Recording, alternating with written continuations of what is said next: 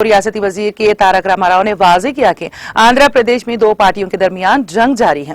तेलंगाना को एपी के झगड़ों का प्लेटफॉर्म होने नहीं दिया जाएगा।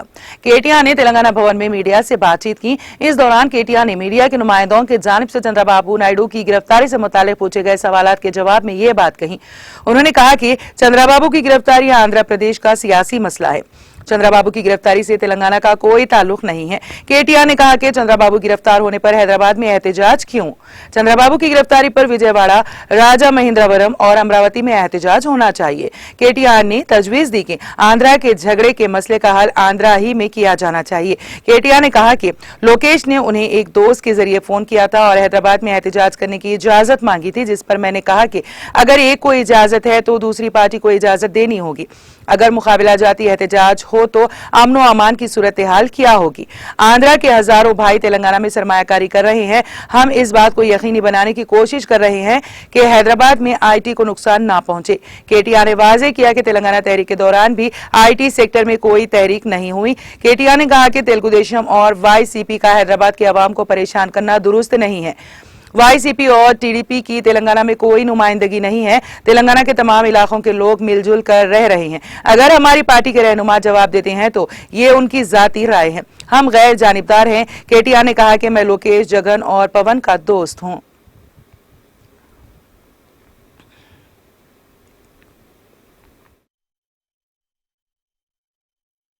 పాలమూరు లేబరే ఉంటదనే ఒక నానుడి అట్లాంటి మహబూబ్ నగర్ జిల్లా భారతదేశంలోనే అత్యంత వెనుకబడ్డ జిల్లాలో ఒకటైన మహబూబ్ నగర్ జిల్లా ఏం చేసిండు మీరు? మహబూబ్ నగర్ జిల్లా 2014 జూన్ 2 నాడు తెలంగాణ వస్తే జూలై 14 నాడు మా ముఖ్యమంత్రి గారు కేసీఆర్ గారు, మా గౌరవ ముఖ్యమంత్రి గారు స్వయంగా ఒక లేఖ తీసుకొని మీ దగ్గరకు వచ్చినారు.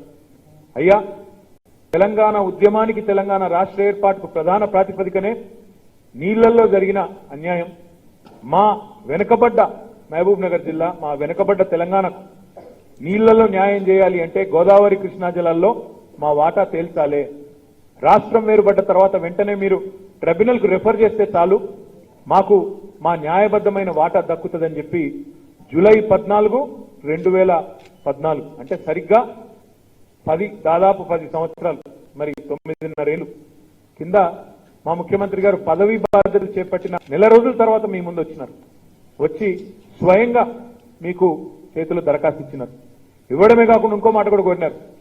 మేము ఈ ప్రాజెక్టు కట్టుకుంటాం, పాలమూరు రంగారెడ్డి ఎత్తిపోతల పథకం కట్టుకుంటాం, సహకరించండి, మాకు జాతీయ హోదా ఇవ్వండి. పాలమూరు రంగారెడ్డికి ఇచ్చినా పర్వాలేదు జాతీయ హోదా, లేదా కాళేశ్వరం ప్రాజెక్టుకి ఇచ్చినా పర్వాలేదు. ఈ 2 ప్రాజెక్టుల్లో మేజర్ ప్రాజెక్టులు, ఒకటి గోదావరి మీద, ఇంకోటి కృష్ణ మీద, రెండింట్లో ఏ ఒక్కదానికైనా జాతీయ హోదా ఇవ్వండి అని గౌరవ ప్రధానమంత్రి గారిని, కేంద్ర ప్రభుత్వాన్ని మేము ఎన్నోసార్లు అడిగినాం.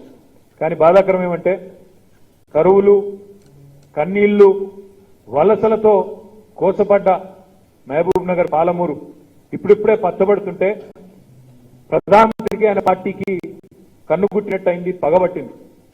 ఒకవైపు కృష్ణా జిల్లాల్లో వాటా తేల్చకపోగా మరొక వైపు జాతీయ హోదా ఇక్కడేమో ఇవ్వరు, పక్కనేమో కర్ణాటకలో అప్పర్ భద్రకు, కెన్ బెత్వాకు, ఆంధ్రప్రదేశ్లో పోలవరానికి జాతీయ హోదా ఇచ్చి పాలమూరును మాత్రం పక్కన పెట్టినారు. నేను డిమాండ్ చేస్తా ఉన్నా ప్రధానమంత్రిని, పాలమూరు గడ్డ మీద కాలు పెట్టేటప్పుడు పాలమూరు ప్రజలకు స్పష్టత ఇవ్వండి. 811 టీఎంసీల కృష్ణా జలాల వాటా ఏదైతే ఉమ్మడి ఆంధ్రప్రదేశ్కు ఉండేనో అందులో 500 టీఎంసీలు కావాలని మా డిమాండ్ ఏదైతున్నదో దాన్ని గుర్తిస్తున్నారా, గుర్తిస్తలేరా? దానికి మీరు ఆమోదిస్తున్నారా, ఆమోదిస్తలేరా? స్పష్టంగా చెప్పాలి మహబూబ్ నగర్ గడ్డ మీద అని చెప్పి ప్రధానమంత్రి గారిని నేను భారత రాష్ట్ర సమితి తరఫున డిమాండ్ చేస్తా ఉన్నాం. జాతీయ ప్రాజెక్టు హోదా అంటే గడ్కరీ గారేమో ఇప్పట్లో ఇవ్వడం లేదు ఇంకెవరికి అంటారు. కానీ ఒక్కొక్క రాష్ట్రానికి ఒక్కొక్క నీతి మీద, ఒక్కో రాష్ట్రానికి ఒక్కో విధానం ఉన్న బీజేపీ జాతీయ పార్టీయా కాదా ఆ విషయం కూడా చెప్పాలి. నన్ను అడిగితే మీరు జాతీయ పార్టీ కానే కాదు, తెలంగాణ జాతిని దగా చేసిన పార్టీ, తెలంగాణ జాతికి ద్రోహం చేసిన దగుల్బాజీ పార్టీ బీజేపీ అనే మాట ఈ సందర్భంగా నేను విజ్ఞప్తి చేస్తా ఉన్నా. 2014లో ఎన్నికల బహిరంగ సభల్లో కూడా సుష్మా స్వరాజ్ వంటి నాయకురాలు